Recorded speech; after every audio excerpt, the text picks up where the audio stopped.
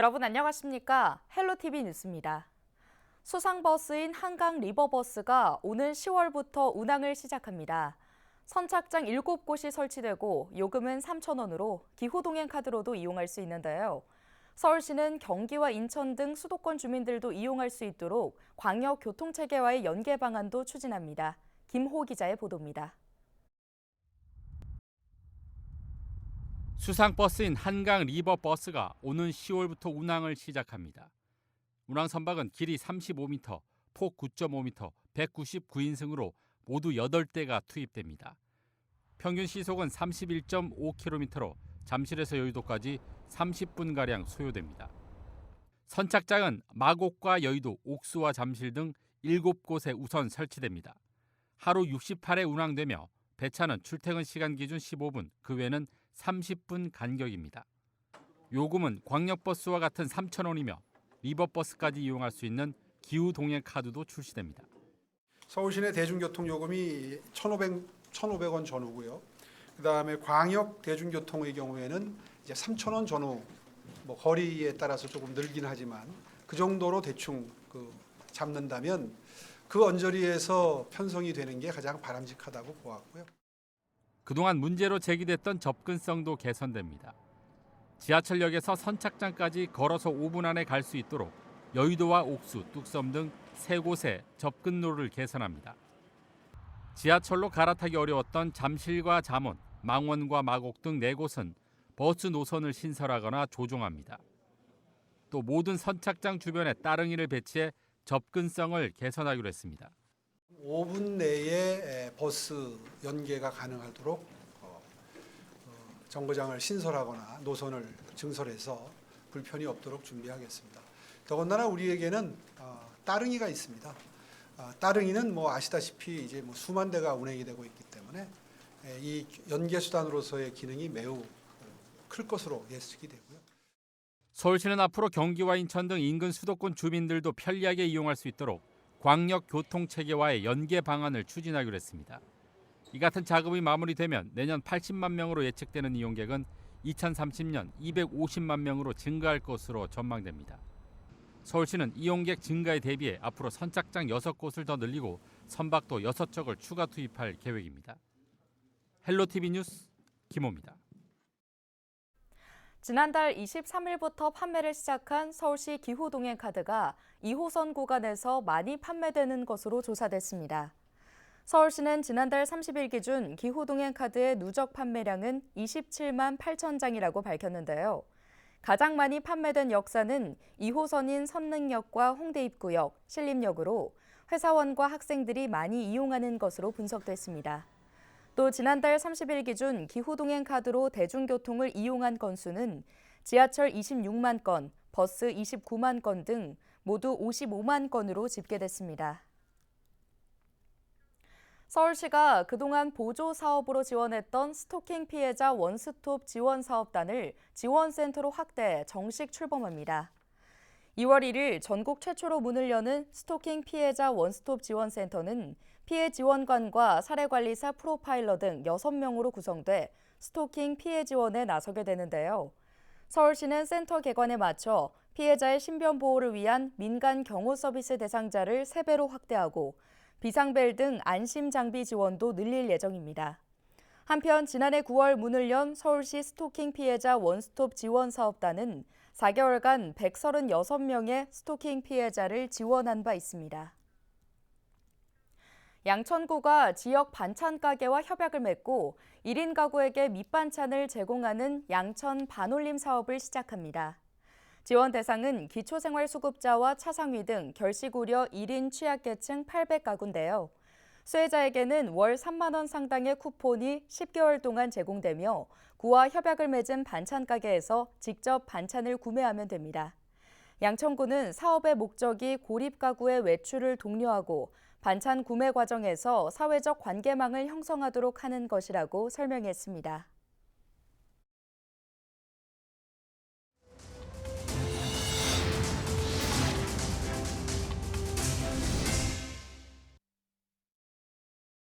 선거제에 대한 여야 합의가 늦어지면서 선거구 획정이 늦어지고 있습니다. 획정이 안대로 가게 된다면 수도권 선거구에서도 적지 않은 진통이 예상되는데 언제 어떻게 확정될지 미지수입니다. 이세진 기자의 보도입니다. 지난 12월 국회에 제출된 국회의원 선거구 획정안에서 재조정이 필요한 지역구는 30곳에 달합니다. 수도권에서는 경기도 부천이 4개 선거구를 3개 선거구로 줄일 것을 권고받았습니다. 현역 의원 4명이 모두 같은 당 소속이다 보니 선거구가 축소되면 당내 경쟁이 불가피합니다. 경기 북부는 단독 선거구였던 양주시가 동두천시와 합쳐져 둘로 나뉘고 동두천시와 묶여있던 연천구는 포천 가평 선거구로 흡수되는 그림입니다. 합치거나 사라지는 선거구뿐 아니라 인천 계양처럼 지역 내 경계를 조정하는 지역도 혼란이 예상됩니다. 문제는 이런 내용을 담은 획정안이 여전히 국회 문턱을 넘지 못하고 있다는 겁니다. 선거제 개편 논란과 맞물려 여야 합의는 시작도 못했습니다. 선거구 획정 법정 기한은 선거일로부터 1년 전. 이미 9달 넘게 늦어진 건데 가장 큰 피해자는 후보자들입니다. 그 선거가 정확하게 이제 획정이 안 된 상태라 정말 어렵죠. 선거 운동하기도 어렵고. 특히 하루라도 빨리 얼굴을 알려야 하는 정치 신인들에게는 한없이 불리한 구조. 선거운동은커녕 사무소 위치를 정하는 일부터 쉽지 않습니다. 이런 부작용은 결국 유권자로 향합니다. 여기가 지역구민인지 아닌지 유권자가 아닌지조차 헷갈리는 상황에서 정치 신인의 경우에는 자신을 알 수 있는 기회가 원천적으로 차단, 배제되는 문제점이 발생한다 볼 수가 있고요. 또 하나가 유권자 입장에서는 자신의 총선 후보자가 누군지를 모르는 깜깜이 선거. 선거 때마다 이런 상황이 반복되다 보니 앞서 김진표 국회의장이 법정 기한을 선거 6개월 전으로 현실화하자는 제안도 내놨지만 여야 합의가 관건. 2달 앞으로 다가온 이번 총선이 또다시 깜깜이 선거가 될 것이라는 우려만 커지고 있습니다. 필로티비 뉴스 이세진입니다.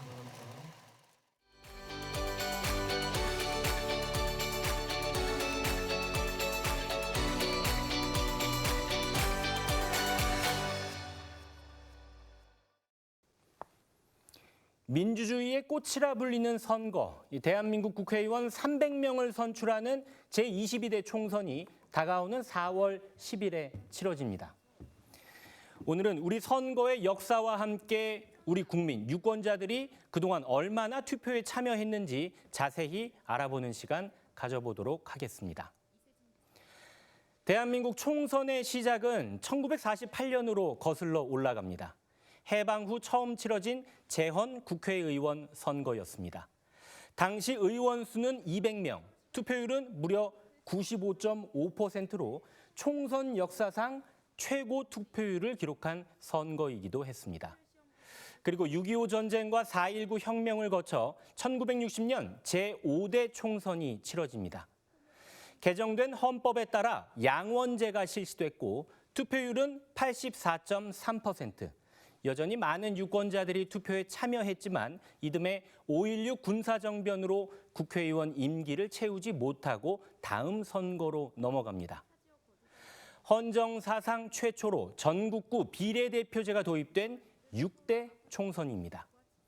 의원 정수는 175명으로 대폭 줄었고 투표율은 72.1%, 이전 총선보다 12% 넘게 투표율이 급락했습니다. 1973년 유신 헌법에 의해 치러진 9대 총선에서는 무소속 출마가 허용됐고 한 선거구당 의원 2명을 선출하는 중선거구제가 시행됐습니다. 71.4% 투표율, 6대 총선 이후 투표율은 70%대를 보였습니다. 시간을 좀 더 뒤로 가보죠. 1988년 서울올림픽이 열린 해 치러진 제13대 총선. 제도적 민주주의가 정착된 이후 최초로 치러진 총선입니다. 의원 정수는 299명으로 한 선거구에 1명을 뽑는 소선거구제로 전환됐습니다. 투표율은 75.8%를 보였네요. 자, 이제 2000년으로 가보겠습니다. 16대 총선, 20세기의 마지막 총선이었습니다. 투표율이 많이 떨어졌습니다. 57.2%. 정치적 무관심에 대한 우려가 나타나기 시작했죠. 이때부터 후보자의 전과 기록이 공개됐고 부재자 투표 안내문이 발송됐습니다. 2008년 18대 총선에서는 투표율이 46.1%까지 곤두박질 치면서 역대 총선 최저 투표율을 보였습니다.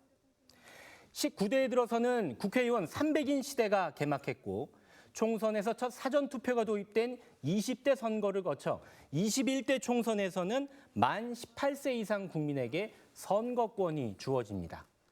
역대 최저 투표율을 기록했던 18대 총선 이후 투표율은 꾸준히 올라 지난 총선에서는 다시 60%대 투표율을 회복하기도 했습니다. 77년을 이어온 대한민국 선거사는 대의 민주주의가 자리 잡는 역사적인 과정이었습니다. 아름다운 선거를 통해 미래를 그려나가는 힘은 여전히 우리 유권자들의 선택에 달려 있습니다.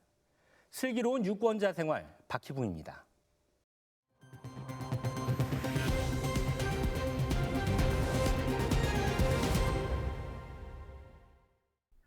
서울시가 인천 검단 아파트 지하주차장 붕괴 사고와 관련해 시공사인 GS건설에 영업정지 1개월 처분을 내렸습니다. 서울시는 GS건설이 품질 시험과 검사를 성실하게 수행하지 않아 붕괴 사고가 발생했다고 보고 행정처분을 결정했다고 설명했습니다. 영업정지 처분을 받은 GS건설은 해당 기간 입찰 참가 등 토목 건축공사업 관련 모든 영업활동이 금지됩니다. 다만 행정처분을 받기 전 도급 계약을 체결해 착공한 건설공사의 경우 계속 시공할 수 있습니다. 지난해 서울에서 매매된 아파트 4채 중 한 채는 외지인이 사들인 것으로 나타났습니다.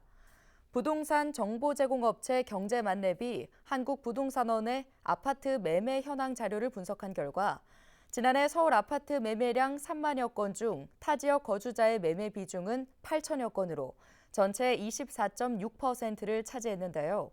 통계 집계를 시작한 2006년 이래 최고치입니다. 경제만렙은 서울 아파트 공급 부족과 집값 바닥 인식에 투자 성향이 강한 외지인들이 매수에 나선 것으로 보인다고 분석했습니다. 경기도는 24세 청년들을 위해 연 100만 원을 지급하는 청년 기본소득 사업을 올해도 추진한다고 밝혔습니다. 경기도에 주민등록을 두고 있는 24세 청년 중 신청일로부터 3년 이상 계속 거주 또는 합산 10년 이상 거주한 경우라면 취업, 졸업 여부, 소득, 재산 유무를 불문하고 누구나 신청할 수 있는데요. 신청은 경기도 일자리재단 통합 접수 시스템에서 분기별로 온라인 신청 가능하고 부모 등 대리 신청도 가능합니다. 다만 성남시는 지난해 7월 청년 기본소득 지급 조례를 폐지했고 의정부시는 재정 위기로 2024년 본 예산에 시비를 편성하지 못해 신청 대상에서 제외됩니다. 인천시 수산기술지원센터가 오는 29일까지 수산업 경영인 육성 사업 지원 대상자를 모집합니다.